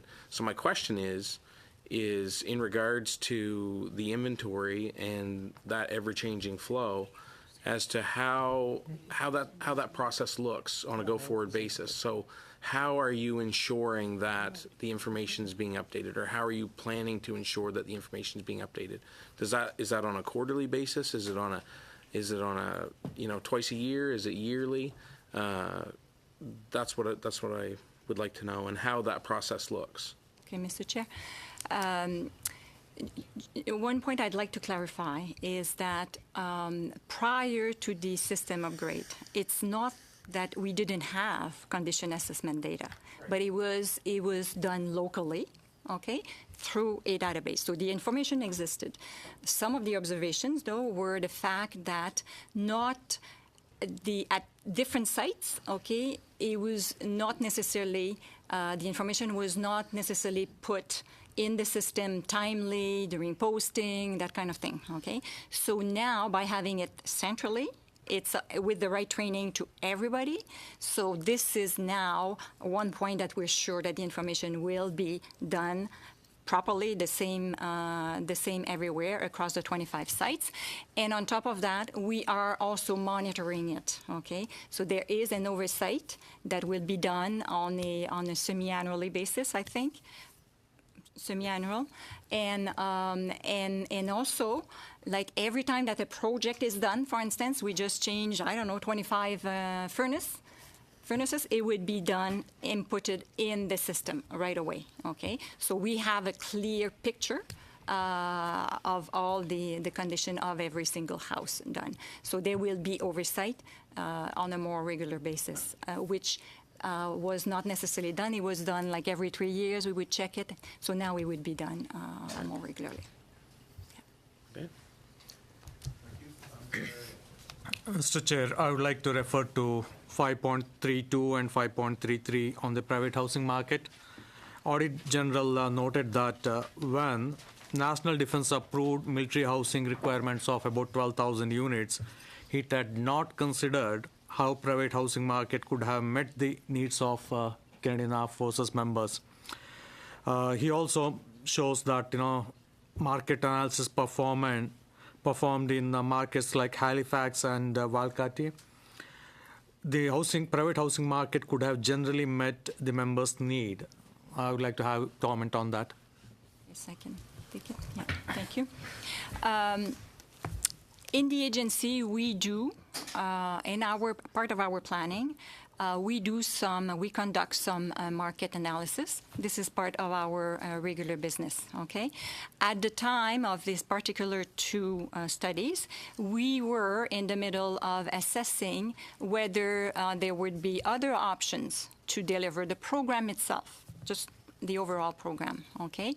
So at that time, we decided, we didn't do any consultation per se in terms of you cannot just transfer 600 families, let's say in Valcartier, suddenly saying, okay, we close this site and then we send these 600 families in the economy. We cannot just do that without really consulting the private sector. So that's part of the next phase.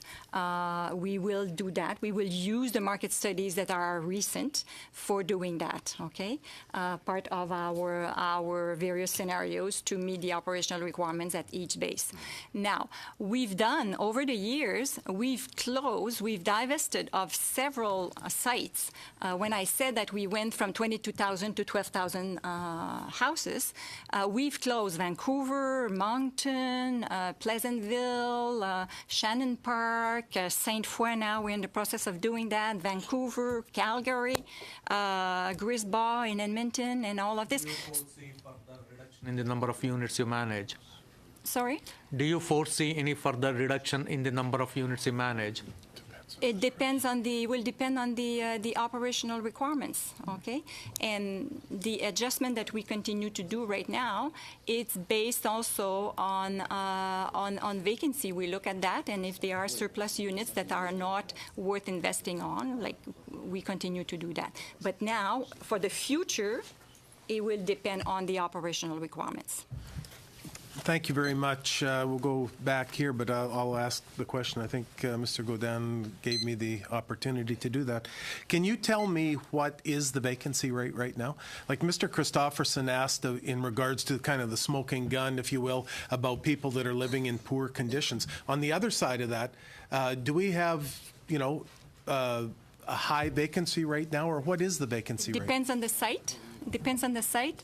Well, overall, let's say basically overall. In the report somewhere I read, it says that you can bank on 15% vacancy rates only because of renovations and fixing up and repairs. I can tell you that I probably have between 1,000 and 1,200 houses out of the 12,000 houses. And how many of them would be in the private sector?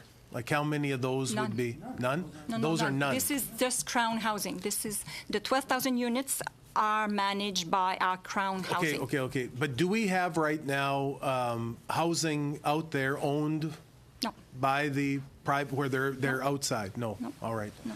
You're trying though to get the market, to understand what the housing is valued at based on the free market, based on the based on the economy. That's right, the private sector market, in close proximity to whatever base is. Yeah.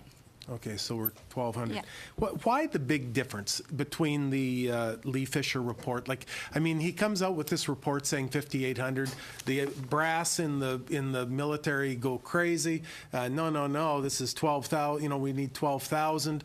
Why was it a poor job directing those who were doing the study on exactly what was needed? It seems like it was such a massive, difference. I think, sir, thank you for the question. I think that you've hit on it there. One of the key issues I believe is that the underlying principles that were used in the Lee Fisher report were not socialized, were not completely agreed to by the commanders of the Army, Navy, and Air Force. So that, and the actual study itself was not as scientifically rigorous as we're undertaking right now. So as a result of that, when the report was presented to the commanders, there was a significant amount of hesitation, concern that we'd be reducing the portfolio too much. And as a result of that, we we went out, as I mentioned, and consulted with the grassroots, with the base commanders of the Army, Navy, and Air Force, and wing commanders to determine what their operational need is.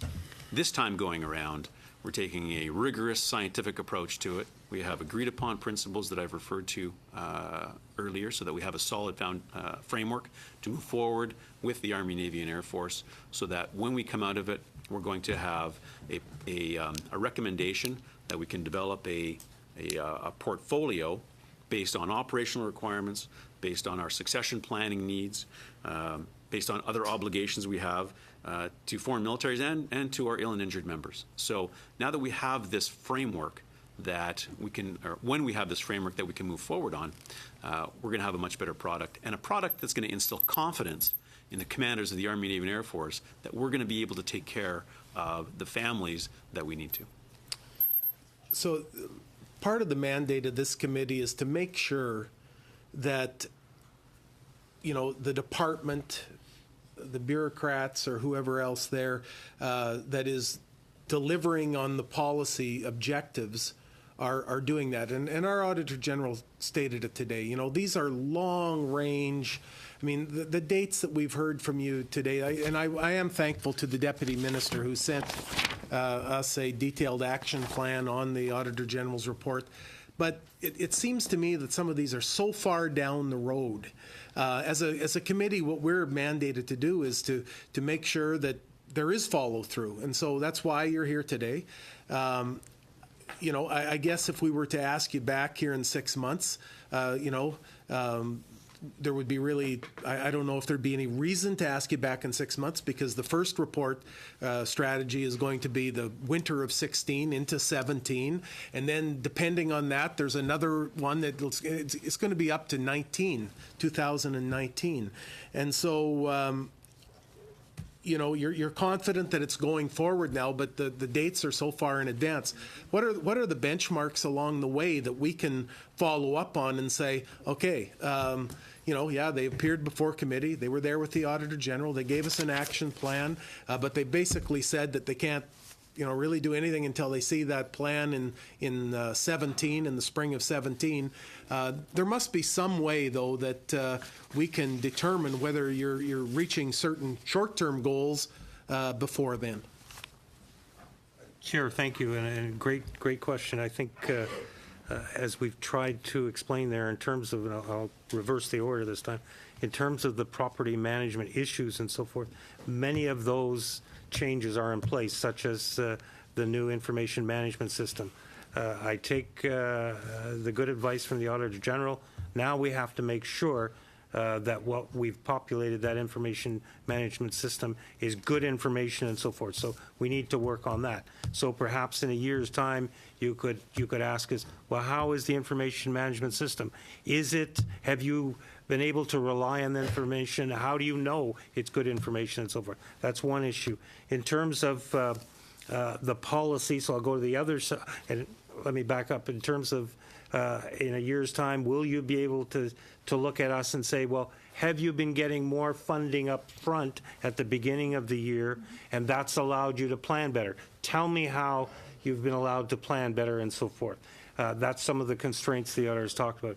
But in terms of the policy, I think in a year's time, you'll be able to say, look, you're on your way to that policy. Well, have you got the military operational requirements? Can you talk about those? I think a member indicated what are the pillars of this policy. It may not go through all of the government processes and so forth, but at least you could try and give us some of the pillars or some of the main parts of that policy. Thank you very much, Mr. Jones. We'll now move back to Ms. Shanahan. Thank you very much, Mr. Chair. So I'd like to ask now about the people, the tenants themselves, and who they are and how they're chosen, because it was mentioned that they come knocking at the door and yet there's an operational requirement, so there must be some kind of criteria before people can apply for housing. we'll get there.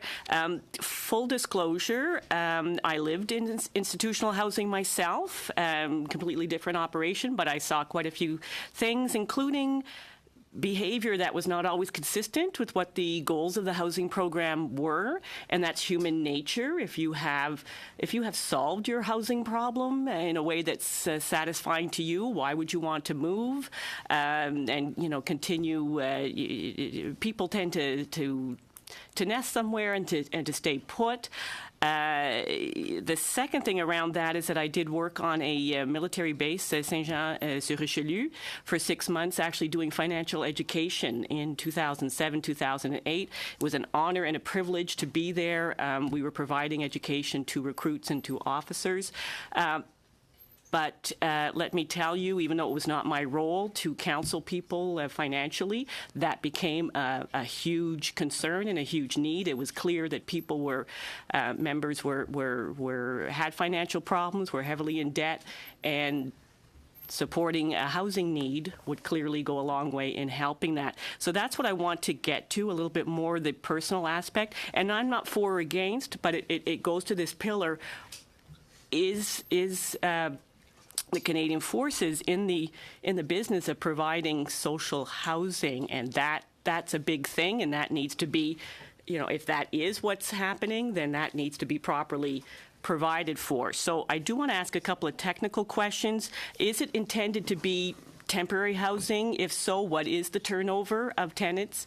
What kind of arrangement do they have with the agency? How are the market rental rates assessed, if they are indeed?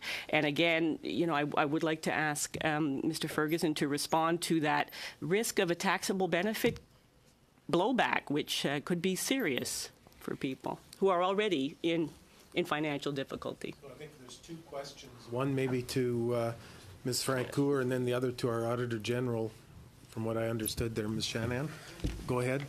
Okay, the first, thank you, Mr. Chair.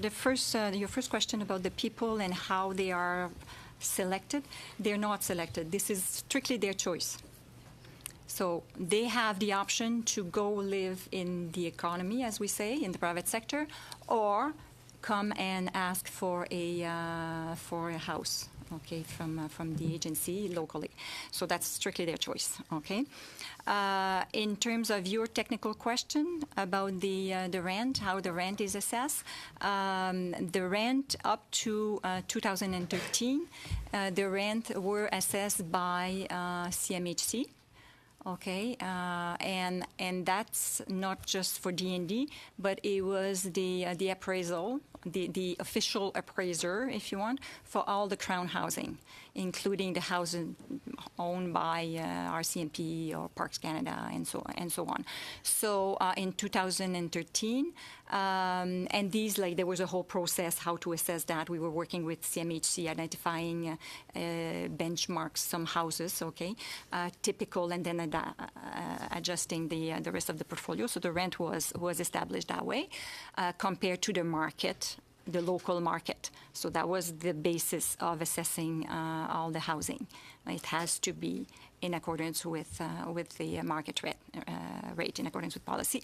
So since 2013, when CMHC decided not to provide appraisal services anymore, we've been applying, starting with the values that CMHC provided at the time, the latest, and then we are now applying the Consumer Price Index, which is the escalation factor that we use. We apply across all the sites, and other departments are doing the same as an interim measure until we are told by Treasury Board. It's a Treasury Board policy until we are. Rental rates were being applied to people who were already in the unit. So it now, was like a rental board type of thing. So what is the turnover? Do people ever leave? Oh, in housing? Yes, military families, they move around. Okay, so that's the operational thing. I get that. But I turn, just to give you a number, we turn over about 3,500 families a year. Okay, so out of 12,000, there's a lot of movement every year. Some people, though, have longer posting than others, so they may stay longer, but it could be just like 3 years. So they may decide to move on the economy at one point. It's totally their choice. If they have longer posting, they may decide to buy a house as opposed to renting. That's an option for them. Or they may decide to rent in the economy as well, depending on their particular circumstances. Thank you. And back to our Auditor General, we're kind of out of time on that question, but we'll... Well, maybe I'll just start by saying before I became a civil servant and joined the civil service in the province of New Brunswick, early in my career I worked in the private sector in an accounting firm. One of the reasons I changed career was I wasn't very good at income tax. And sort of to the question that you asked, it wasn't something we specifically looked at. Certainly there is always a risk when an employer is providing a benefit to an employee that there could be a taxable benefit, but I couldn't give you an opinion on whether there's an issue here or not. Because, as you well know, the Income Tax Act is quite complex, and you would have to sort of go through all of that. So it wasn't part of what we looked at in the audit, and I really wouldn't be able to give you an opinion on it. All right. We'll go back here to Ms. Zahid. She had a question. We're kind of, they're finding their questions are being answered as we go here, so we're kind of down to the last question. As per the paragraph 5.54, the OAG recommended that the agency should regularly capture and update its condition assessment information to make sure it is accurate and available to inform decisions. If the Auditor General can share with the committee some examples of information used by the agency that, in your opinion, was not reliable. Well, again, I think that it goes to what we mentioned particularly in paragraph 51, where we say, that they use information from a national database to set priorities for its annual spending plan.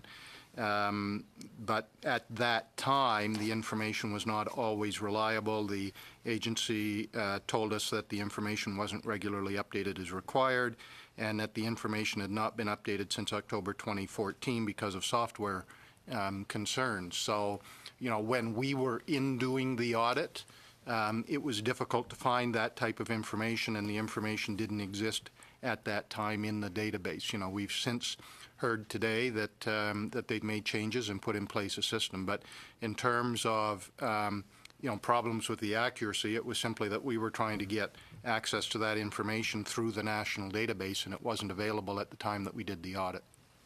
Are you satisfied with the department updating their information annually, or do you think that you would need biannually or like quarterly updates on the information?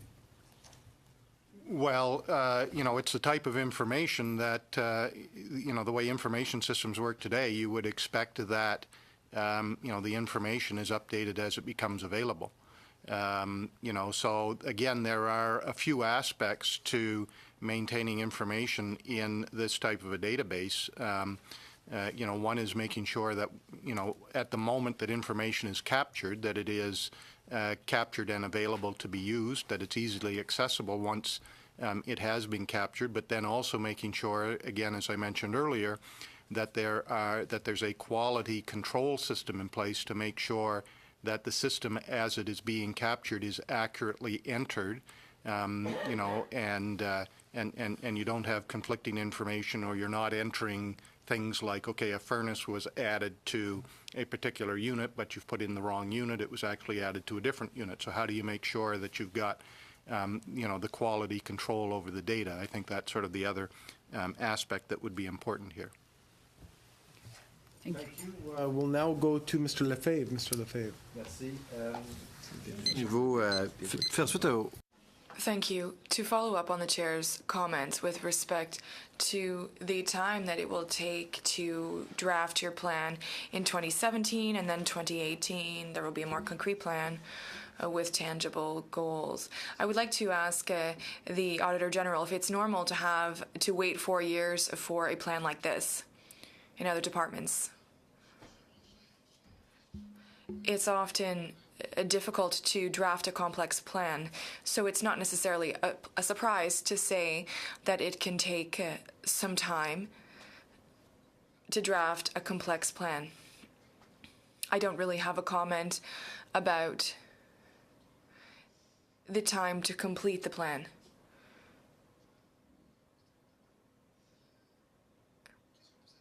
What can we expect? Who's working on this plan currently?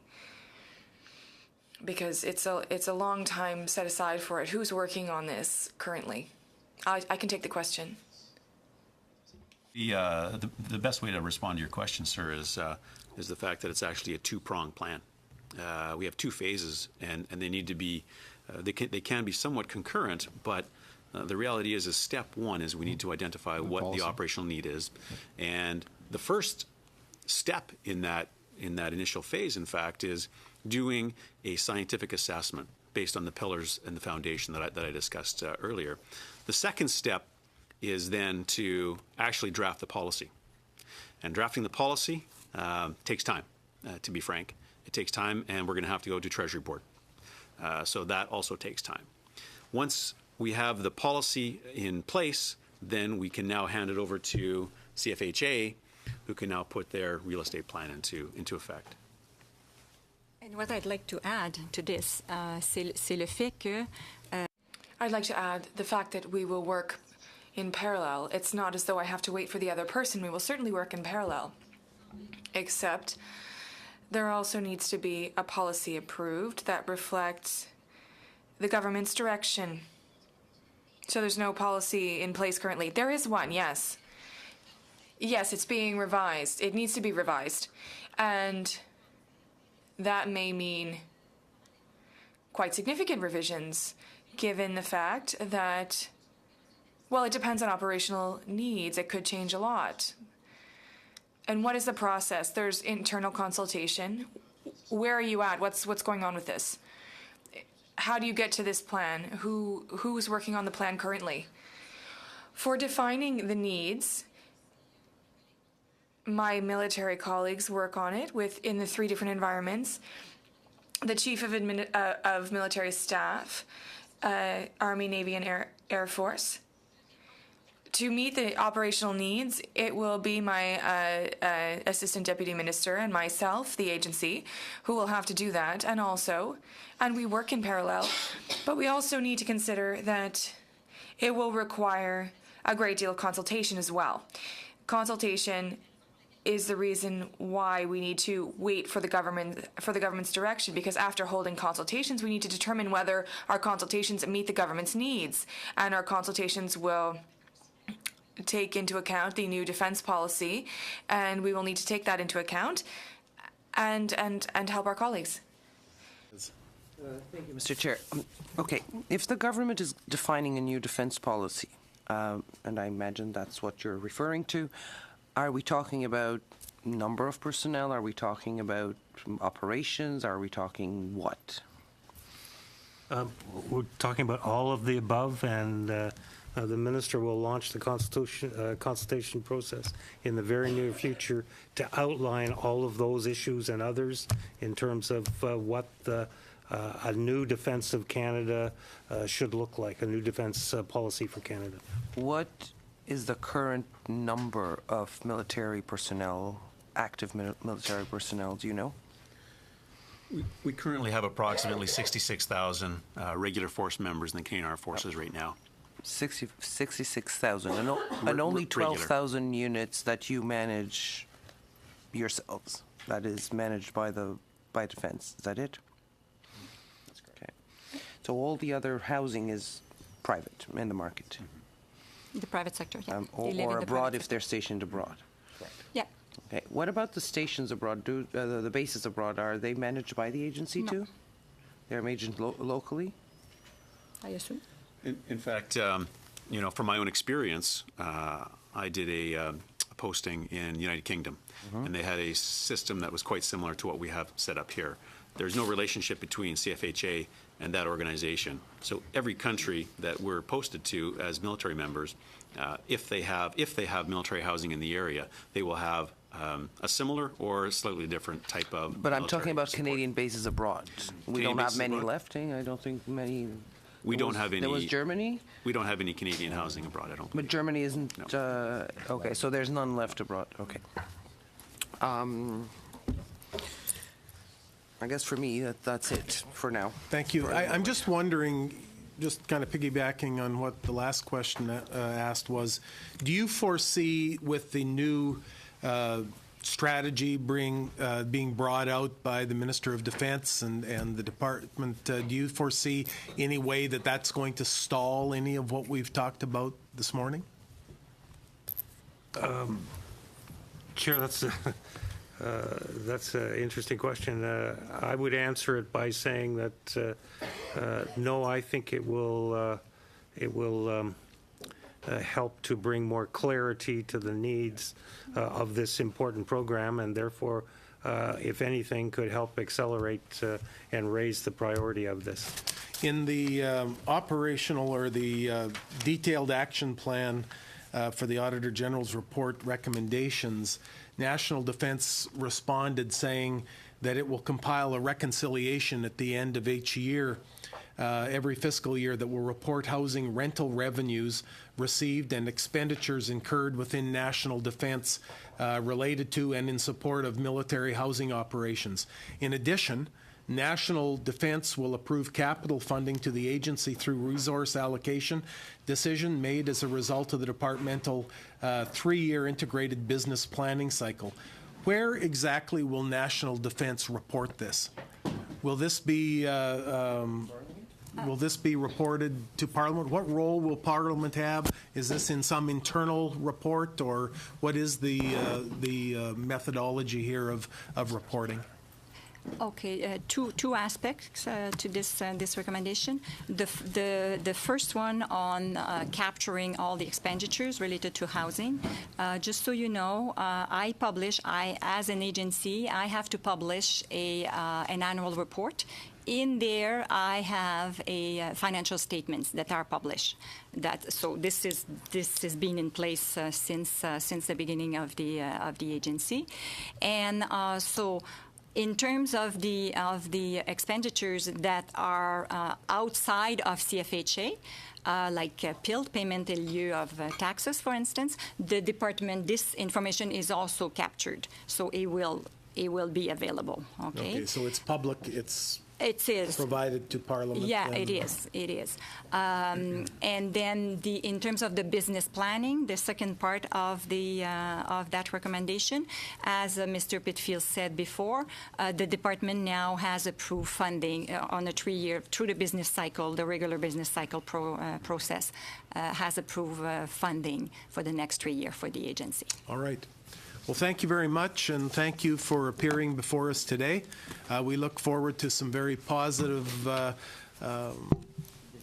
developments in the strategies, I guess, to secure good use of taxpayers' dollars, as well as making sure that some of these deficiencies are recognized and dealt with. So thank you for being here today. We're now adjourned.